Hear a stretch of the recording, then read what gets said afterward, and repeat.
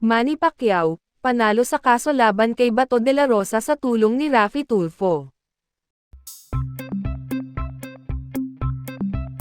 Matagumpay na naipanalo ni Manny Pacquiao ang kanyang kaso laban kay Senator Ronald Bato de la Rosa, sa tulong ng kilalang broadcaster at senador na si Raffy Tulfo.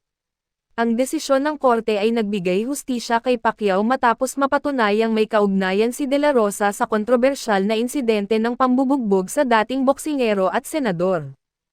Ayon sa desisyon ng hukuman, may sapat na ebidensyang iniharap ang kampo ni Pacquiao upang patunayan ang pananagutan ni De La Rosa sa kaso. Ang testimonya ni Pacquiao, sinamahan ng mga ebidensyang inihain ng legal team na pinangunahan ni Raffy Tulfo, ay naging susi upang maipakita ang koneksyon ni De La Rosa sa grupo ng mga pulis na sangkot sa pananakit. Hustisya ang nanag. Hindi na natin hahayaang maulit pa ang ganitong pang-aabuso, pahayag ni Pacquiao matapos ang anunsyo ng korte.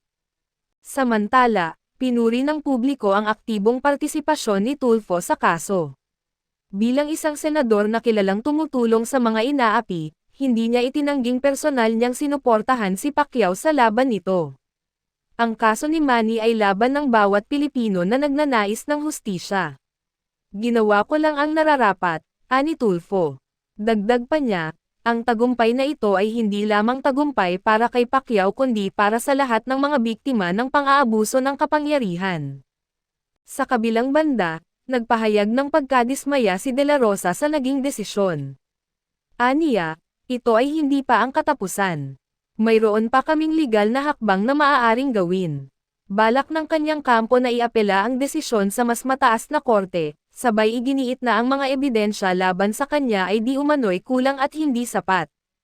Ang tagumpay ni Pacquiao ay nagdulot ng inspirasyon sa marami, lalo na sa mga karaniwang Pilipino na naghahangad ng patas na hustisya. Ayon sa ilang eksperto, ang kasong ito ay maaaring magbunga ng mas malawak na diskusyon tungkol sa pang-aabuso ng kapangyarihan at ang papel ng mga lider sa pagtataguyod ng katarungan. Habang umaasa ang publiko sa tuluyang pagsasara ng kontrobersyal na kasong ito, ang mensahe ng tagumpay ni Pacquiao ay nananatiling malinaw, walang sino man ang nakatataas sa batas. Bukod sa tagumpay ni Pacquiao, binigyang diin ng korte ang kahalagahan ng responsibilidad ng mga nasa posisyon ng kapangyarihan. Sa kanilang desisyon, ipinunto ng hukuman na ang kasong ito ay nagsisilbing paalala na ang sinumang nasa serbisyo publiko ay kailangang managot sa kanilang mga aksyon, anuman ang kanilang katayuan.